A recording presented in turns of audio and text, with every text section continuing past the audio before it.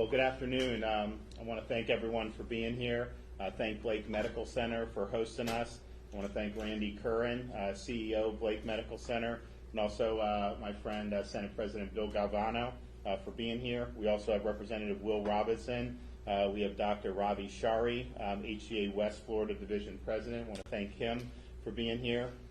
We have Sherry Corrier, Manatee County Administrator, and we have Dr. Scott Self, who's an ED doctor here at Blake Medical Center, and I think we'll offer some interesting thoughts as well. So thank you all for being here. We'll go over some of the things that we're doing in terms of the COVID-19 response. Of course, our mission really focuses on protecting the vulnerable. We've, from the very beginning, wanted to expand testing. We are definitely doing that. 2 days yesterday, we reported 95,000 tests. Today, I think we're over 80,000 tests. To put that in perspective, Taiwan has done 78,000 tests the entire pandemic, and they're 23 million people. So we're definitely doing a lot of testing, practicing social distancing, and supporting hospital and healthcare workers. A couple updates on some of the things that we've been working on. Today, hospitals throughout Florida will be getting additional shipments of the therapeutic remdesivir. That had been something that a lot of the physicians have been using. We got positive responses for it. Of course, that's a new therapeutic that had been developed by Gilead and had been given an emergency use authorization by the FDA. We were scheduled to get some more later in the month, but there was a need to be able to expedite that. So I worked with the Vice President and I worked with Secretary Azar to get that expedited so that there wouldn't be a gap in treatment. So those will be arriving today, and that will be a lot of vials, and hopefully we'll be able to serve the patient's needs. We also have more than 1,000 personnel, contract personnel, who are going to be deployed around the state to offer support for different services that are being undertaken. Some of it will be long-term care, COVID-only facilities. Some of it will be supporting some of the normal medical operations. Some of it may be supporting testing. When we talk to people around the state, particularly with the hospital system, a lot of it's just making sure there's enough personnel to do all this. COVID is very labor intensive. There's a lot of procedures that go into place in terms of the isolation. Obviously, they have a lot of personnel who are involved in testing people, both who come into their hospitals and people who are participating in some of these drive-through or walk-up test sites. So the personnel is something that's very, very significant. So we're doing a lot of that to be able to help. So if you look at kind of where we've been now with this testing, when we first started out, the tests were very scarce nationwide. I think Florida probably had more test results in one day yesterday than probably the country did as a whole in the beginning part of March. So if you look, we had about a 10.8% positivity rate at the end of March, beginning of May. That kind of went down, and then we really had a good stretch from kind of the end of April through that June 13th, where we were 5.1% or under. Sometimes we were 2-3% in terms of the positivity. So as the cases expanded, as the testing expanded, the positivity was manageable. So yes, you had more cases, but that was kind of what you'd expect. If you test 200,000 people at a 3% rate, you're going to get more cases than if you test 100,000 people at that. And then I think as you see, when we started to see more cases, yes, we've been testing more the last 3 weeks by far than we have before, but you see that 614 to 620, the positivity then goes up to 9.6%, and then the next week in June, 12%, and then we were 14.8% for the last part of June, beginning of July. This week so far, it's ticked down a little bit. Last 2 days, I think, have been in about 12.5%. If you look around the state, there are definitely areas where we think we may be seeing some declining positivity. Then there are other areas that have been pretty consistently 20% range, like Miami-Dade. Here in Manatee, they've been about 10% the last 2 days. and the majority of their new cases have been under the age of 45. Sarasota is reporting today 5.2% of the tests positive. Yesterday was 9.5%. And I think some of the folks here will attest that we may be seeing some decline in this part of the Tampa Bay area. Some of the other areas, particularly north in places like Pasco, you may be seeing more positivity. But this is something that we're looking at very seriously. So we're going to get the test results to complete the week. We're going to be over 400,000 tests easily for the week. So that's a huge amount of tests, and a lot of it is this positivity rate. There's obviously going to be some prevalence, but if it gets into the single digits, that's something that's much more manageable. So we increased from the end of June into July, but then it's been plateaued for the last 2 weeks, which is it's a good sign. We'd rather be plateaued at 4%, but we didn't want to see it continue to just go up and up. So we've tested 2.4 million people. That is 1 for every 9 people in the state of Florida. So it'd be interesting to see what other things have been tested at this level, in our country in modern times. But this is something that, as a whole, the country's done a lot of tests. Obviously, Florida, we're doing a lot, particularly in the last however many weeks when the demand has really been high. If you look at where the cases are coming from, a lot of the cases are in that between 15 and 54. Which, as you can see, those are not the age groups that are producing significant fatalities. In fact, if you're under 55 and you don't have significant comorbidities, the fatality rate for this is incredibly low. You look, the 75 and plus, 85 and plus, those are where the bulk of the case fatalities are in terms of those who are positive cases. And a lot of that's nursing homes. I'll talk about some of that in a minute. But we really believe that those in that 65 and up age group are at the increased risk, and we're continuing to advise them to limit close contact outside the home and to avoid crowds as much as possible. But this is a pretty dramatic, I think, picture of showing how this virus operates and who tends to bear the brunt when they get infected. And to that 25 to 34, if we were going back 6 weeks, it would not have been anything special on this map in terms of how many tests. I mean, they had been positive tests there for sure, but that's been a real dramatic increase in terms of the number of positive cases in that age group. And if you look, I mean, far and away now, they're the number one age cohort, that 25 to 34-year-old. And if you look to see each individual age, how many there, we're still 21 is still the number one age that has the most cases. Obviously, 21, absent a significant comorbidity, is very likely to be an asymptomatic or mild illness. So one of the things you do, when we look at these cases, and I know a lot of people like to talk, it gets reported, but when cases are reported to the state, that's a positive test that could have been taken 7 days ago, 8 days ago. I mean, there's all these companies that do it. They report it. When that infection occurred is not even clear. Some of these infections may have occurred 2 weeks ago when a test finally gets reported to a state from a private lab.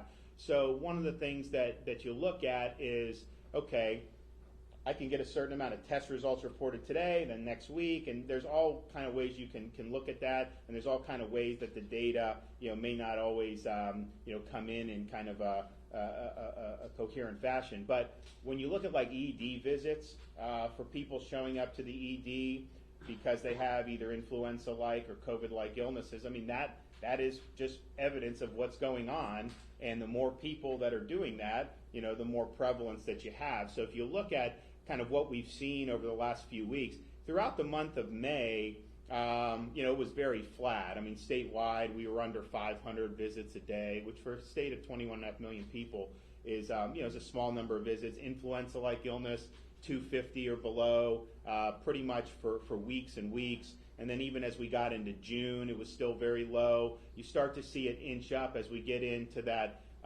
third week of June. When we get into the 614, it goes up. You start to see more visits. and then the following week it escalates more, and then at the end of June it escalated to where we were seeing more than 2,000 ED visits a day for COVID-like illness. Now, going to the ED doesn't mean you're going to be admitted to the hospital, but it means you're showing up, and if you're symptomatic, a lot of times they are testing you. Now we have seen statewide, this start to trend downward, but you look at a couple days, and sometimes that can be more noise than signal. So we want to continue to look at that. I think they'll talk about here the ED visits have skewed younger and kind of that 35-year-old range, which obviously is a different kind of clinical cohort than the 65 and up. But that the syndromatic surveillance and looking to see that is very instructive in terms of what we're doing or what's going on in the state of Florida. So protecting the vulnerable, you see the fatalities skew 65 and plus, and really 75 and plus when you think about it. So this is something that's a priority. Given that you see more prevalence of this in the community today than we did, say in the middle of May, it is important for those in the at-risk groups to avoid crowds and minimize the close contact with people who they don't live with. Now, of course, if you're in a multi-generational living arrangement, there's definitely risk with that, and we've seen that in different parts of Florida where you have some of the multi-generational housing, a lot of crowded housing lead to more outbreaks. But obviously there's only so much that you can do when those are your living arrangements, and we understand that. But there is the risk in the 65 and up category, and then underlying conditions. Obviously, if you're 65 and up, even elevated risk. But really, any age that has some of these conditions, you need to take similar steps and avoid the crowds, minimize close contact outside the home. One of the things when you have folks who are under 65 or really even under 50, the ones that have things like diabetes, morbid obesity, those are the ones that typically have a much harder time with the coronavirus. And so just understand that and take whatever precautions that you can. We talked before coming out here about long-term care facilities, which is really a really significant component of this. When we started this in March, we obviously knew that the nursing homes were going to be ground zero because you have the most vulnerable population there. So we did things like we prohibited visitors. So you haven't had visitors in nursing homes since the middle of March. That's a tough thing for a lot of people, but we feared that you would see more introduction of the virus if you allowed that. We also prohibited hospitals from discharging COVID-positive patients back into the nursing homes. I think when that was done in other states, that really had negative consequences, and we felt that was the better course of action. We required PPE like N95 masks. We sent 10 million masks plus to long-term care facilities, face shields, gowns, gloves, all that, and so we required them to use the PPE, but we provided the PPE because we understood that was important to try to minimize spread within those facilities. But we also understood as we started to get into April that, even with doing all those precautions, you would still have it get in with a staff member, maybe not wearing the PPE right, maybe just PPE wasn't as effective as we wanted it to be. But so you would see cases there. We sent the National Guard to do a lot of testing in the nursing homes because we understood that we needed to identify cases before they could spread like wildfire. And so we understood that there was a need for some of these folks who, if you do test positive and you're a resident of a long-term care facility, that you had to be isolated appropriately so that you didn't spread it to other residents. And some of these nursing homes, long-term care facilities, they're just not set up to do appropriate isolation, and so we said you need to transfer those folks. Now, some of that was just sending them to the hospital where they're basically just boarding because they are medically stable. So we felt that wasn't probably the best use of hospital resources if we could help it, and so we've now established 13 COVID-dedicated nursing facilities in the state of Florida. So these are nursing facilities that all their patients are COVID positive. So if you have somebody who tests positive in a nursing home in Manatee County, you can send them to Carrington Place in Pinellas or Polk or Charlotte. We're working on bringing on a couple more of these facilities. but this way they're able to be isolated and not spread it into their home facilities. We started the Pan American, or the Miami-Dade Care Center, last week. We think that that's going to be filled probably within a couple days, and we have a number of in South Florida, Central Florida. We're also working, I know the Tampa Bay area, they've dealt with a lot of nursing home outbreaks, particularly in Pinellas County, and that's been a concern. And so while this Carrington place is good, we want to see if there's ways that we can expand the footprint. But this is an important tool to protect residents of long-term care facilities who are the most vulnerable, but also, not needing to send, if someone is stable or asymptomatic, having a place where they can go where they're not going to infect other people, and they can be cared for. So I want to thank Secretary Mary Mayhew for really working hard on that. And we talk about the new facilities and the additional beds, that we're bringing on every day for this. And just to show why this is important. So here in Manatee County, they've had, I think as of yesterday, or as of this morning maybe, 138 COVID-related deaths. 91 of them have been related to long-term care facilities. So that's 66% of the corona-related fatalities have been linked to long-term care facilities. And so that's not only just saying 65 and up, but just 65 and up and then residents of these facilities. Sarasota County, close by, they've had 100 corona-related fatalities. 65 of them were related to residents of long-term care facilities. So again, 65%. So this is really, really a significant part of this fight. Social distancing. We have a much better idea now than in March about what the virus likes and doesn't like, and closed spaces. And I think you're seeing a lot of this activity throughout the entire Sun Belt. And some people have said it's because when it's hot, people would rather be inside and enclosed air-conditioned spaces. And the point is that if you're in an area where you have a crowd of people indoors, in a party or something like that, with the air conditioning, it is going to be a better vector for transmission. There's just no doubt about it. People's homes, obviously, most people get infected from family members or friends, and especially in the air conditioning, that's going to be something that's going to be a good vector. The outdoor transmission has not been as significant. The sunshine, the heat, and humidity are generally your friend when it comes to this virus. Virus doesn't typically like that. Would prefer to be in the enclosed environments. Big crowds obviously provide more risk, and then the close contact settings. And when you're in sustained close contact with people, you don't even need to cough or sneeze. We think at this point, if you're talking repeatedly and you're there for a long time, do it. So really, the social distancing is very, very significant. If you maintain appropriate social distancing, you're not going to probably infect anyone or get infected.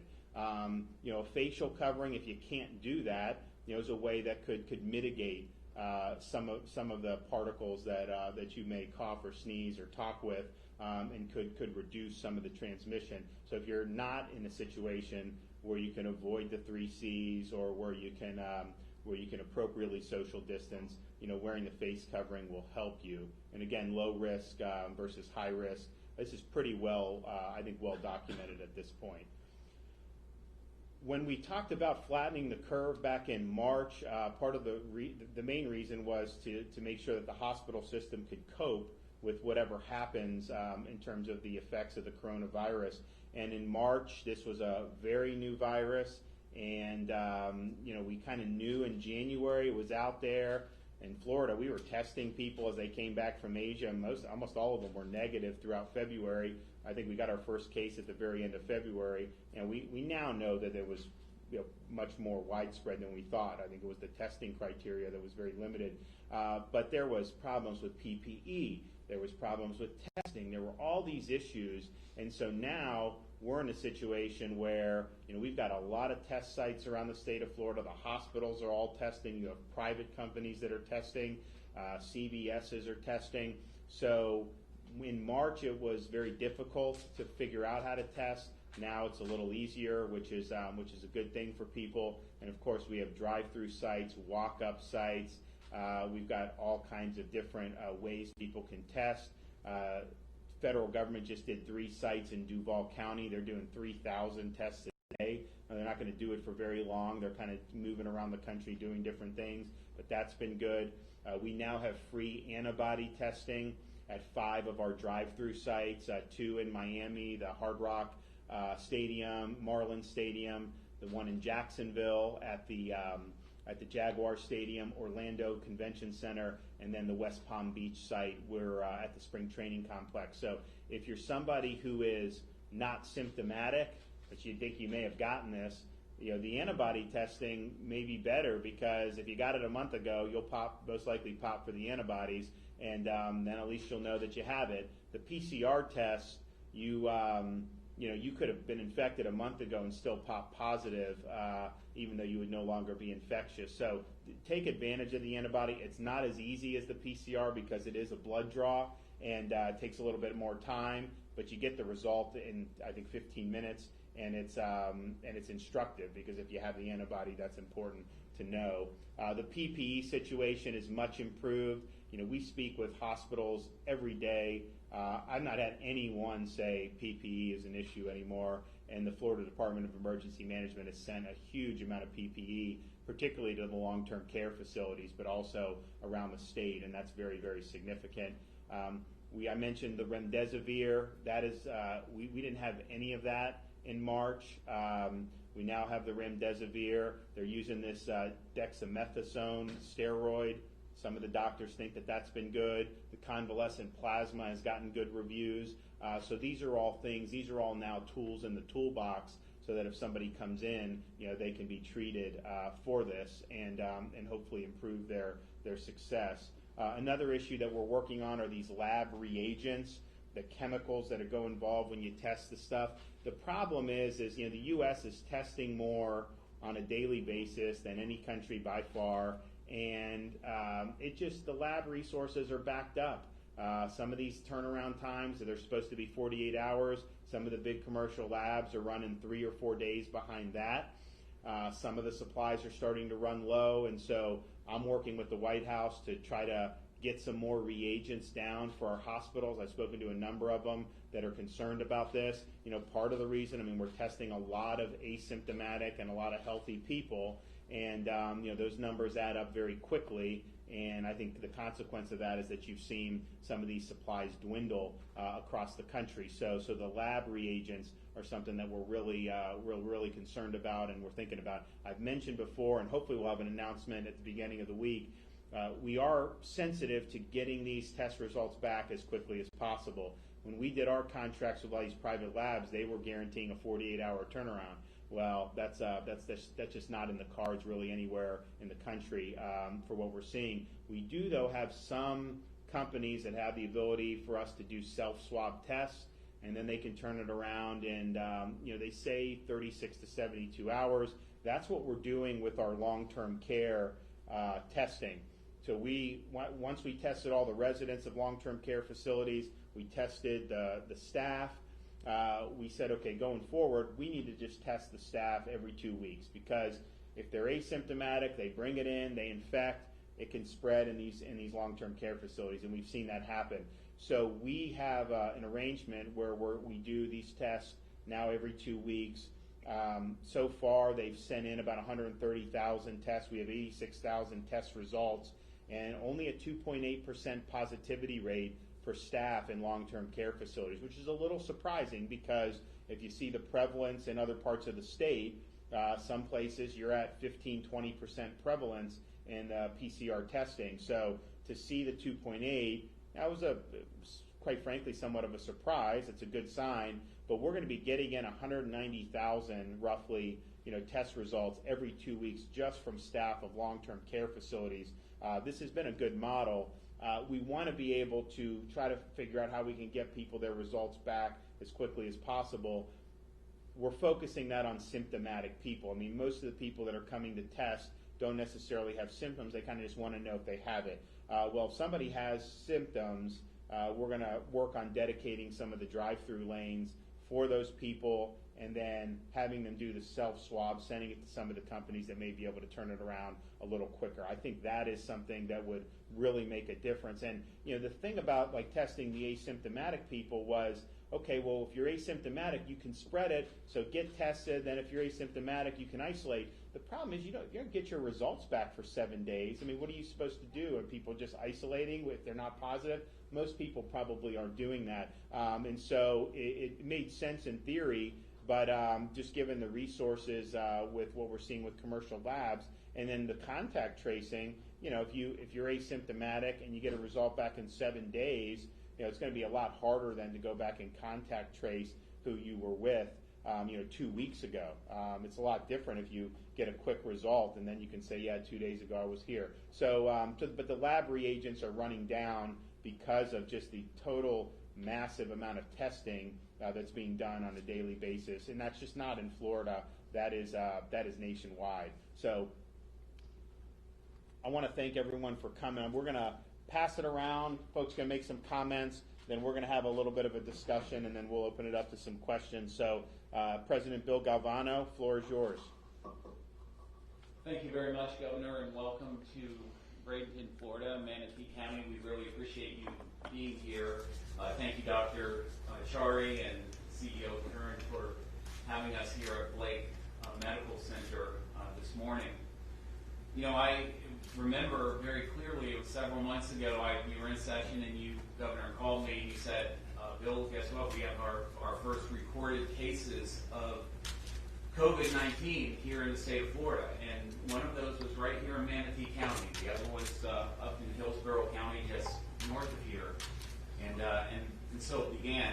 And from there, we had to navigate what has been a changing landscape, a challenging landscape, but one that's very, very serious and changed the way of our lives and the way we conduct business. And, I'd like to thank you, Governor, for the way you've handled it. You've been very measured, very patient in terms of what we have done to respond. There was not a shoot-from-the-hip mentality that took place in your office and, frankly, in the leadership of the legislature.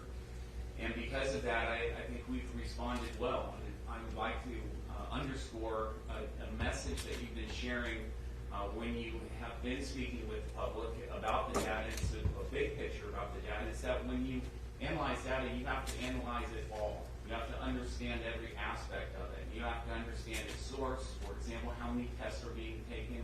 How does that compare percentage-wise to the death rate, to the hospitalization rate, all of those things. And too often what I'm hearing is just a single message. Just a one message that says, here's what has been tested and here are positive rates. That doesn't really give the clear picture of how we are doing here in the state of Florida, which is frankly better than most of the other states here in the Union. And in that same type of measured approach, it was a real pleasure working with you on the budget.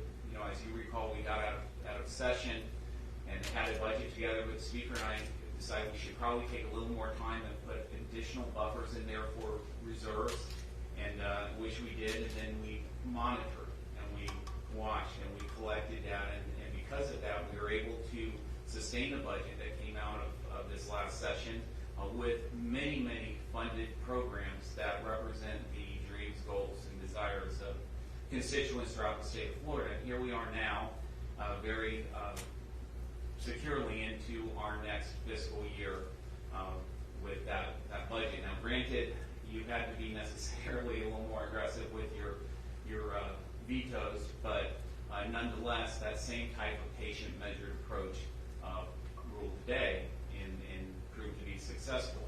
Here in Manatee County, we've had our challenges, as you pointed out, significantly. They are within our nursing home community, but we've had good leadership here.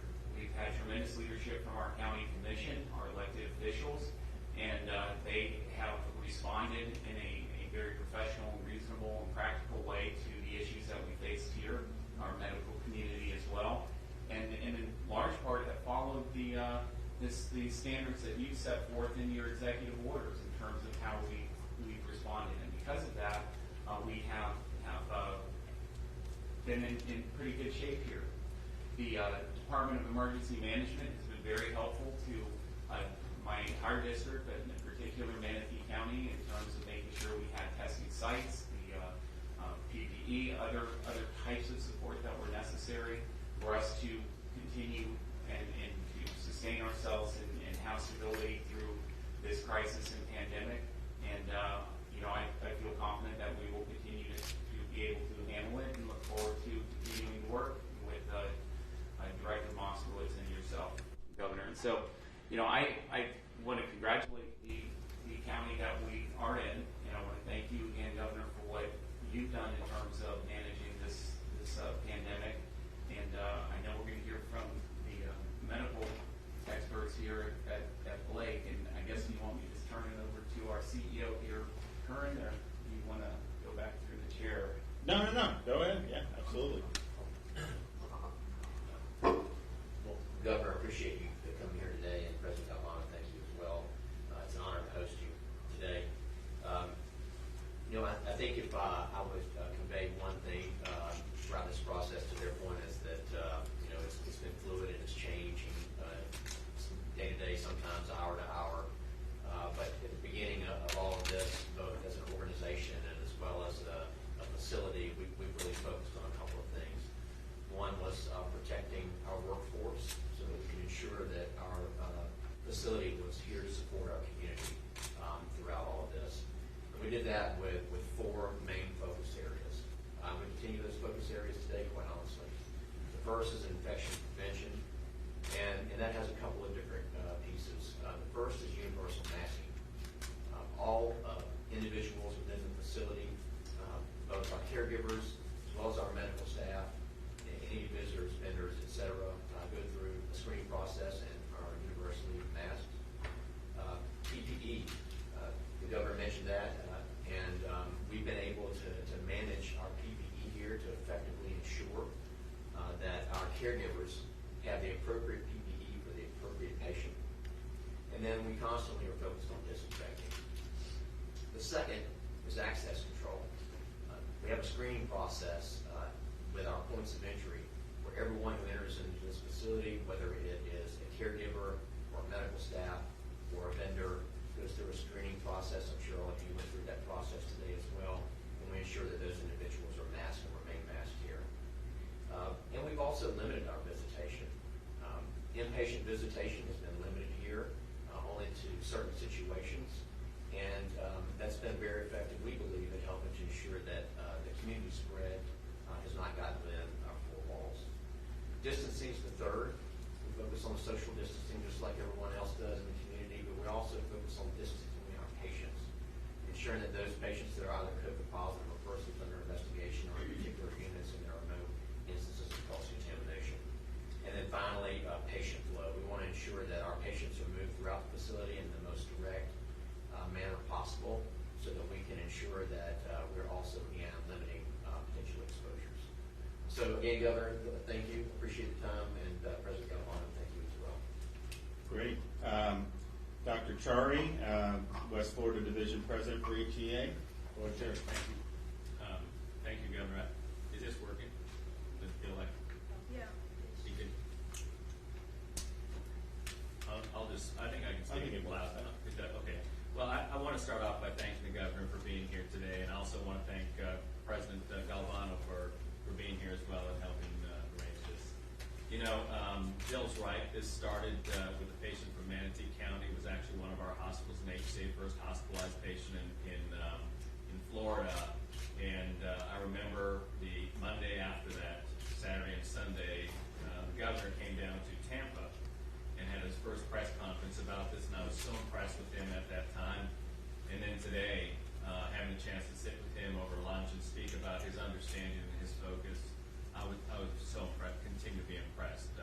That stack of papers he has beside him there, he actually knows all of that. He knew what page to turn to right away, and he knows what's going on. So thank you for that. I want to talk a little bit about our division, HCA Healthcare West Florida, and it'll give me some perspective to talk about some things and reflect on the context of which the governor as well as CEO Curran spoke about. So we're in 10 counties on the west coast of Florida, treated last year over 1.2 million patients.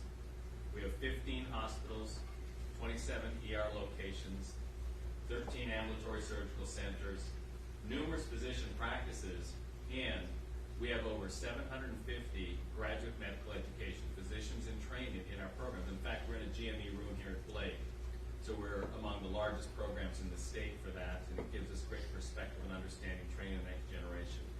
We have a regional lab, and we have a service center as well. And we're part of a system within the state of Florida where we have over 50 hospitals.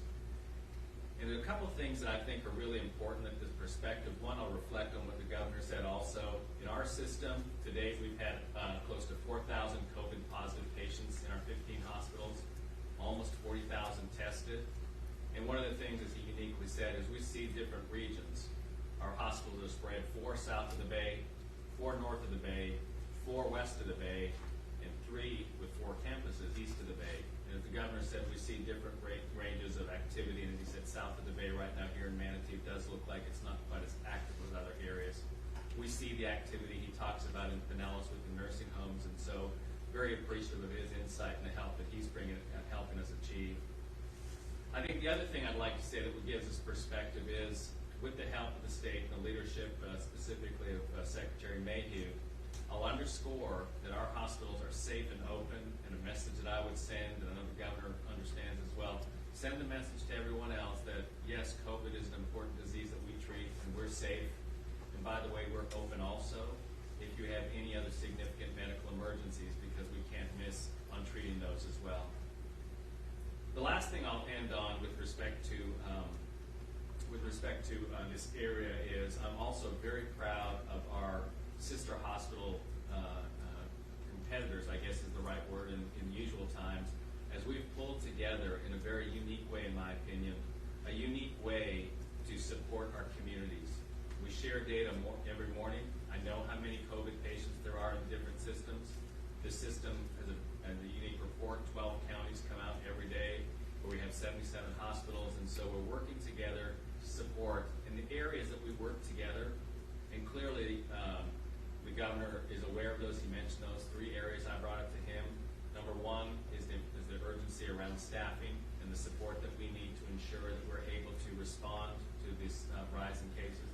The second area that he spoke to that's very close to us is nursing homes and the ability to move patients into other areas, and he spoke to that with his slide, and continue to be responsive. As we said even today, we need to continue to expand that, so we'll continue to work with him and Mary Mayhew. And the third area is around testing, and again, his deep awareness and knowledge of not only do we need to do the tests, we've got to have the reagents, and we've got to make sure that we're getting these tests back in a timely way so that we can minimize the impact it has on length of stay as well as use of PPE. So again, I want to thank the governor for coming here, thank him for his leadership, and continue to work with him and his team in Tallahassee to improve and our ability to care for patients not only in Manatee County but also the West Florida region. Thank you. Great, thank you. Sherry, did you want to go? Manatee County Administrator? Thank you, Governor, and really appreciate the opportunity just to mention a little bit about Manatee County, where we're at right now.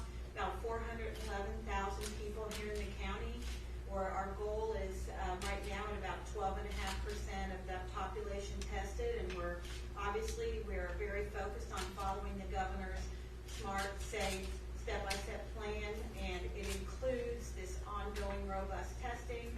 That's been a real key for us. As was mentioned earlier, we struggled early on with our long-term care facilities, and I'm really happy to say that with a lot of the different things that the governor has instituted, those seem to be coming online, and it's given us a more deeper and richer understanding of what's happening here locally for a lot of our elders.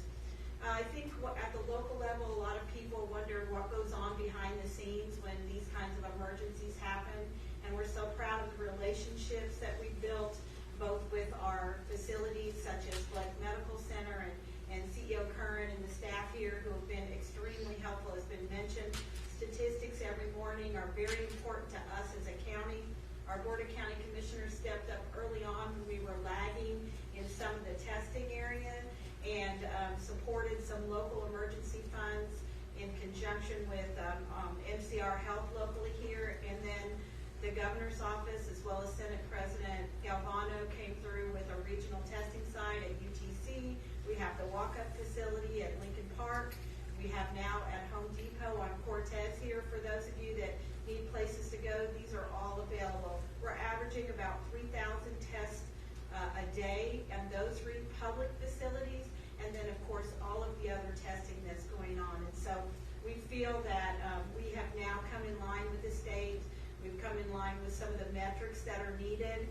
And one of the other interesting things that's going on right now on the local level for us, and I'm sure across the state, and I know the other county administrators would want me to also say thank you to the governor for getting the Manatee CARES Act fund out to the local governments. We're balancing, bringing the economy back locally. On Tuesday, the 14th, we roll out our Manatee CARES program, which is a business recovery program. But let me emphasize that in the early stages of that, it's focused on sanitizing, renovating your facilities for safety, of course, practicing good hygiene, wearing, hopefully staff having access to PPE, and then also being able for those businesses to bring back their employees to come back. So it's just been a very rewarding experience. I'd have to say that our emergency management staff, again, Public Safety Director Jake Sauer here locally, Steve Lichauer and his emergency division, along with our Department of Health Executive Dr. Benzie, they've been fantastic, and it's really a group effort. So we want to thank you. We want to thank Senate President Galvano, and I know Representative Robinson is here too. They check in with me regularly as the county administrator, and we work with our board to try to make quick decisions. So thank you for letting us update you on the local staff. Great, thanks. Then we also have Blake Medical Center Director of Emergency Management, Dr. Scott Self. So Scott, can you go ahead and take it away? Sure. Thanks again for coming, Governor DeSantis. If I had one message to deliver to the community, I'd want everyone to know the hospital, the facility, the ER is safe. As Randy mentioned,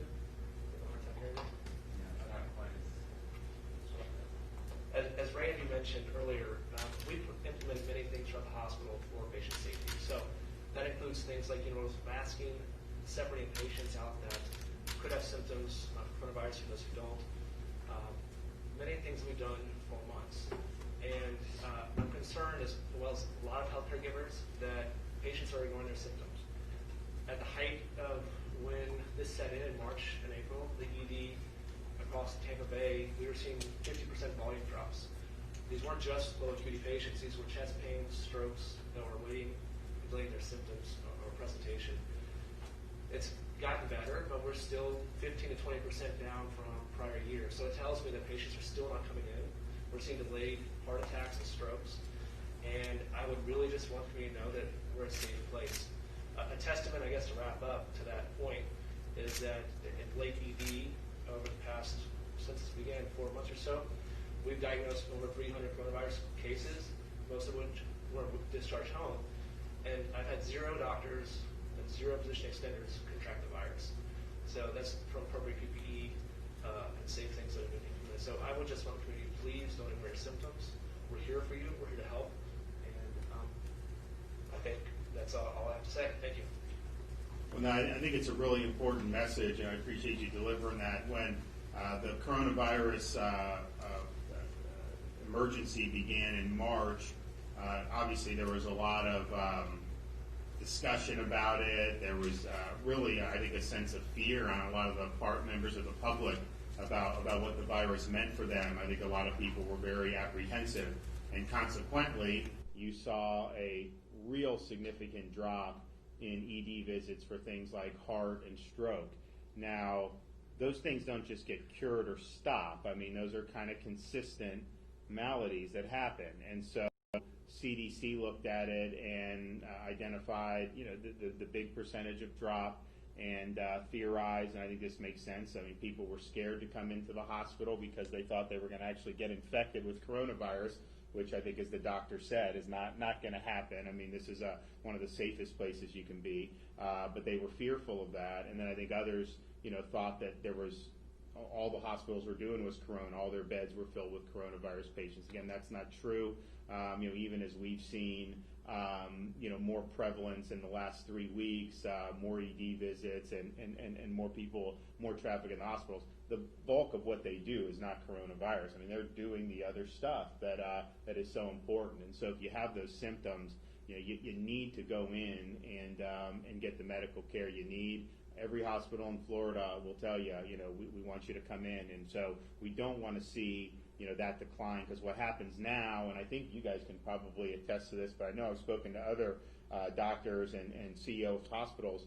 Some of the people that are in intensive care now for things other than coronavirus, their condition worsened because they didn't go in when they needed to go in.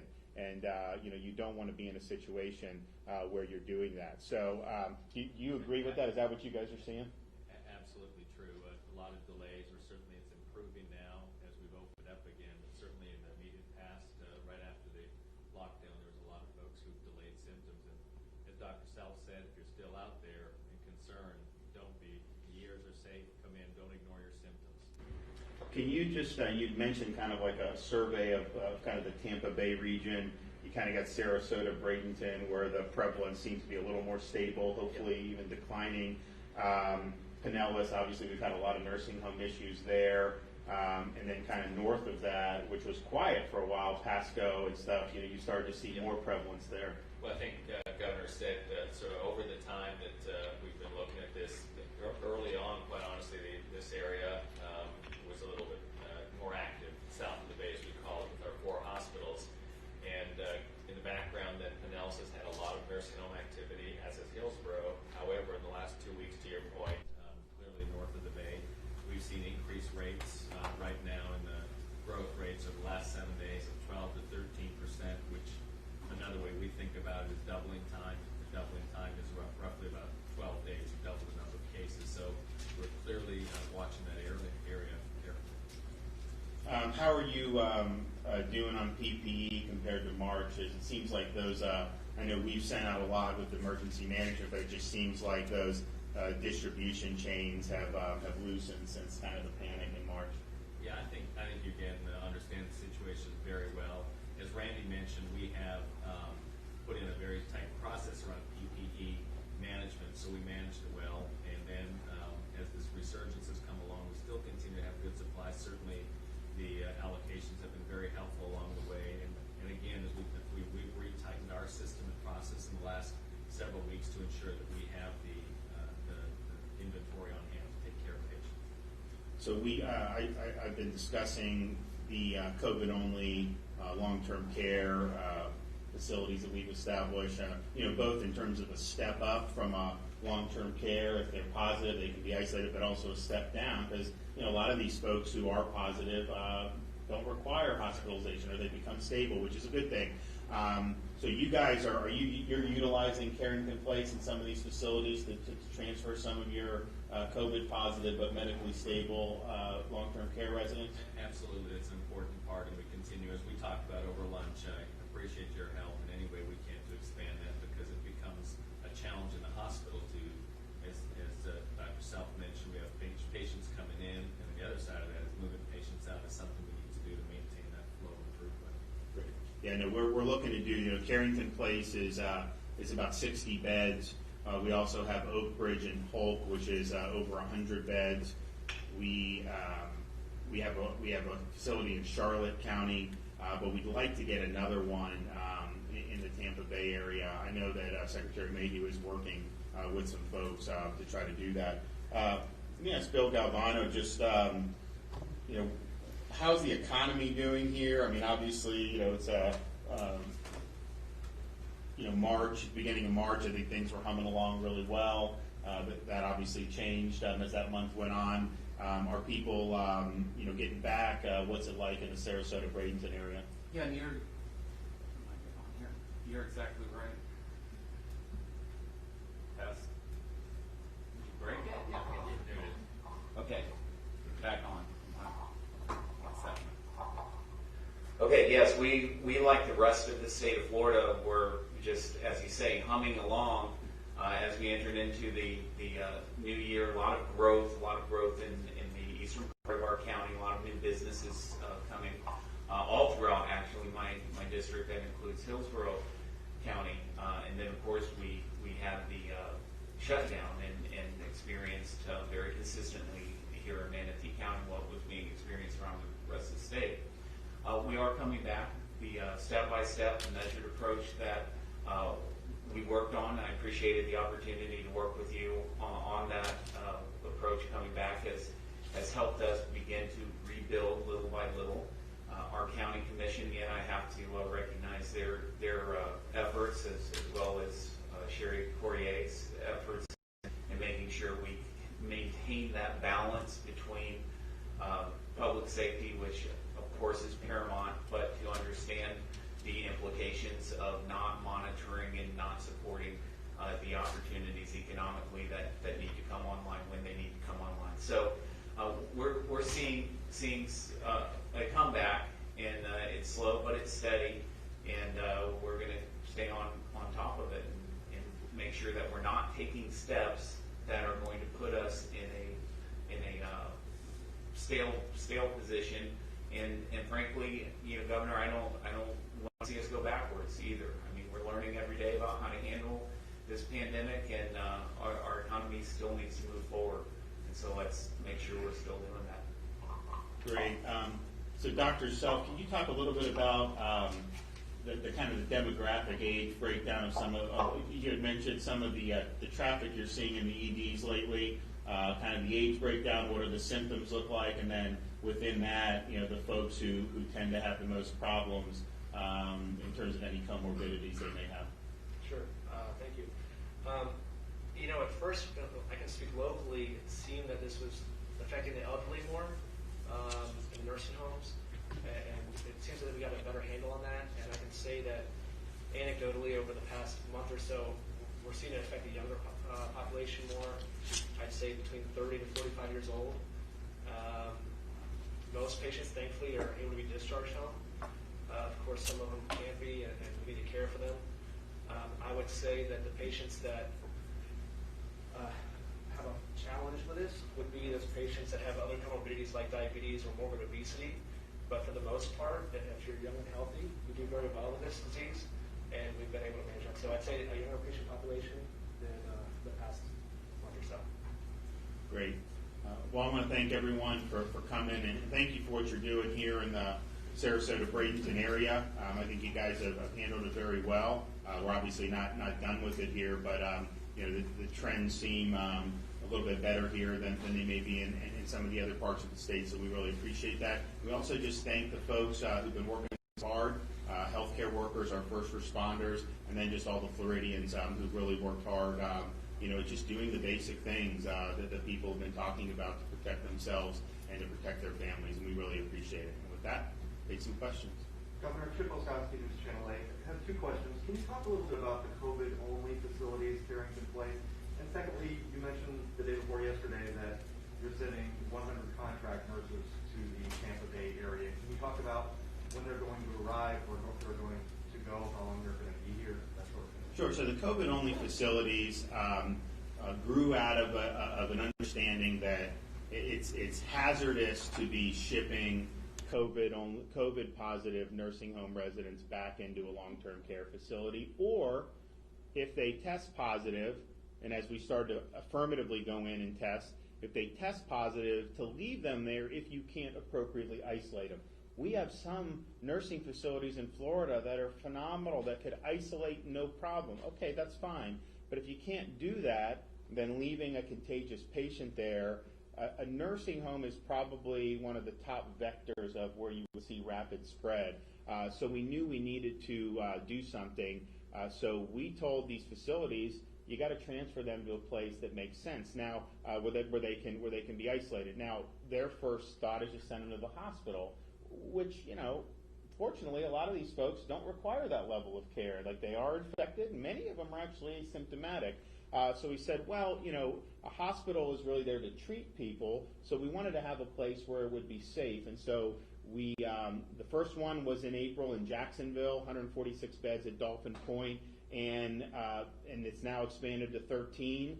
A lot of it is, we have the funds, we would like to expand more. We're going to try to expand more. Some of it's just a matter of making sure you have enough staff there to do it. If you have an operator They got to have the personnel to be able to do it. So it's a good tool, and especially when you look at the clinical consequences of this virus falling so heavily on residents of long-term care facilities. I mean, you think about it this way: we have less than 200,000 long-term care residents in the state of Florida, and they represent over 50% of the fatalities.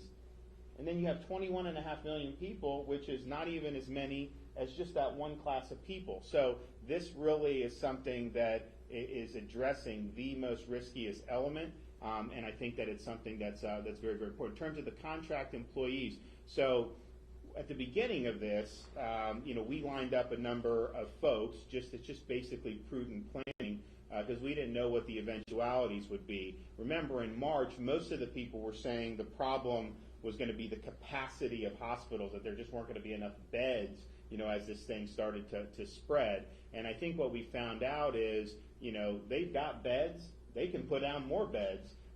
They just need to make sure they have enough folks to staff the beds. And one of the things, you learn from things as you go through this. In March, it was, CDC, everyone recommending that we tell hospitals don't do elective procedures, right? So we did that for a time in Florida. And the fact was, we were doing that to save the healthcare system from being overburdened. But what happened is a lot of people got laid off. The healthcare system contracted because of that. So once I started seeing that, we put the electives back in the beginning of May, and I've told the hospitals, I'm not stopping you guys know how to manage this. To just do a heavy-handed thing doesn't make sense. But what's happened is, I think people need to have enough personnel to be able to do some of these things. And so if you look at some of the hospital systems, they've got a lot of nurses doing testing sites. Well, we could put more people at the testing sites, and then they can go back into the hospitals. Others, and it's not as big of a problem here because the prevalence is lower, but if you go to like Jackson Hospital System in Miami, of their non-COVID admissions, 40% of them are testing positive and they're asymptomatic.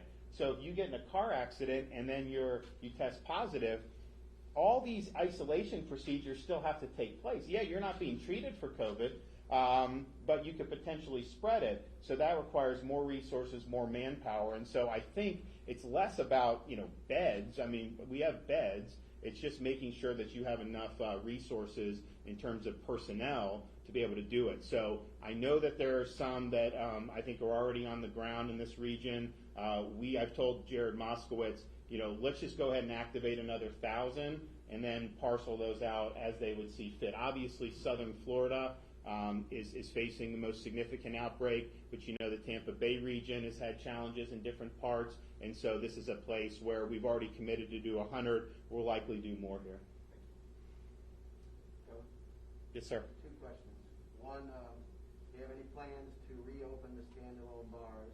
And secondly, the other night the Manatee County School Board met, and at least 3 of the members stated that they do not believe Education Commissioner Richard Corcoran's emergency order is something they're compelled to follow. They say it's up to the school board and the school board alone to determine when the school's open. Can you comment on those 2 issues? Well, look, on the schools, obviously the local counties are instrumental in this, are key. The school boards need to be involved, the superintendents.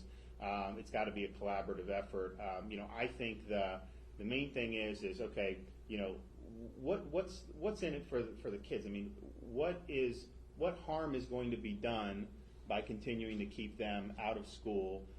We're proud of our distance learning here in Florida. We think that we were ahead of the curve. A lot of states were calling the commissioner when this all started, and they were asking to kind of mimic some of the things Florida was doing. And as much as we're proud of that, look, there's an achievement gap that's developed. There's no doubt about it. That will only be exacerbated as long as this happens. And so we know there are huge costs for not providing the availability of in-person schooling for our students. The risk of corona, fortunately for students, is incredibly low. The CDC will show the statistics.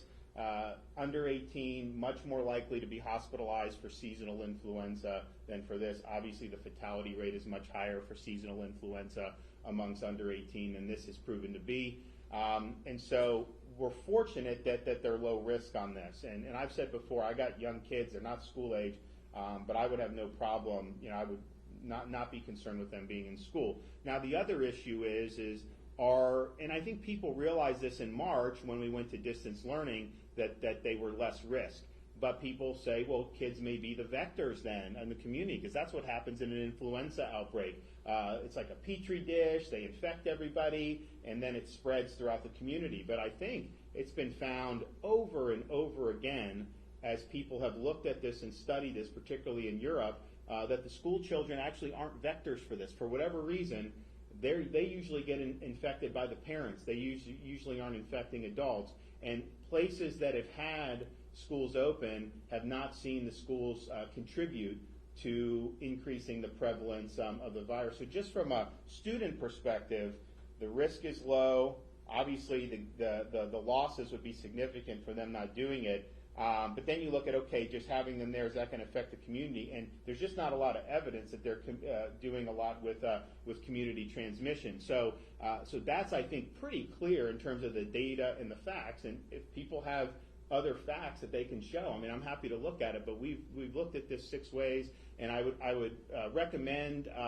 There's a great pamphlet put out by Sick Kids Hospital in Toronto, where they're kind of going through some of the things, talking about what it would look like. And basically their point is the risk is small for kids, but the problems on the other hand of not allowing them back in, would be significant. At the same time, if a parent doesn't feel comfortable and they want to opt for distance learning, look, I believe in school choice across the board, and this would be another one, and I respect that. I don't know that there's huge amounts of data to say to keep a healthy kid out, but if that's how you feel, and then obviously if we have students who have some of the comorbidities that are implicated by this, of course, that's something that's very, very significant. But I do think the local folks are going to have to fashion things, and I think it probably will look different here than it will in maybe Broward, and I think it'll look different yet in the Panhandle. But I just think we should all recognize that there is significant costs with not affording the opportunity for kids, to have in-person education. We've had, in spite of the quote, there was a shutdown, right? A national shutdown. Most businesses still operated. You had most of them across the state of Florida. You had things that operated every day, and I don't know. I think in terms, if you look at things that are the most essential, to me, education is as high amongst them as I can fathom. It's very, very important. But I think it needs to be collaborative, and I think that they should work together. But do you think it's mandatory? It's stated in the order that the schools have to open for brick and mortar in August, and the school board disputes that. And then also the question about the bars. Are the schools mandated to open in August, according to the commissioner's order? And I was just reaching over to get to the heart of your question. Yes, the answer is yes. The DOE order cannot be ignored, to be adhered to. Having said that, all the points the governor made about the choice and decision making and the safeguards are encompassed in that order. This is not just a one-sentence order. It's very comprehensive. A lot of time went into it. Commissioner Corcoran wanted to give direction. It also includes collaboration with the Department of Health, but school boards cannot ignore this order. So you say they have to open brick and mortar in August? The order specifically says 5 days availability of brick and mortar schools at full capacity. Governor, one more question. 2 weeks ago, you were in Tampa and for a bill signing, and afterward, your security detail was spotted outside the home of Tom Brady. Did you visit with him while you were here? What was the purpose of that? All I can say is I'm looking forward to the Bucs season. I've been a long time. I was a fan of Tampa Bay growing up in Pinellas County when they had the orange uniforms. You would go to a game if they were playing the Bears. There'd be more Bears fans than Bucs fans. There'd be more Giants fans than Bucs fans, and I enjoyed when Coach Dungy rebuilt the team and when Coach Gruden brought him over. But I mean, it's been frustrating a little bit. It had talent, but I think if you have one guy that's gonna light it up, it's gonna be Tom. And I look forward to watching him play, and I think it'll be very good. So. What about Did the you bars, use it? Governor? I want you to answer the question. I'm asking your office. Governor, what about the bars? A lot of bar owners. So, look, we set out a plan for not all the counties, some of the counties, not South Florida, for example, that they would be able to operate just like a restaurant, limited capacity seating. The problem was no one was following that. And so, and I get that's not how they want to operate. Our view was to try to say, I want as many people in business as can that will have low risk. But when we were getting reports of, them just having packed party type situations, that was not a part of the guidelines. And so it got to the point where my secretary was it was like whack-a-mole where you have all that. So I want them to be able to operate, but I also want them to do it consistent with the step-by-step plan. And we just weren't able to get that done. So right now we're not making any changes, status quo. We want to get this positivity rate down. We want to continue to, hopefully see, declining COVID-like illness visits at the EDs.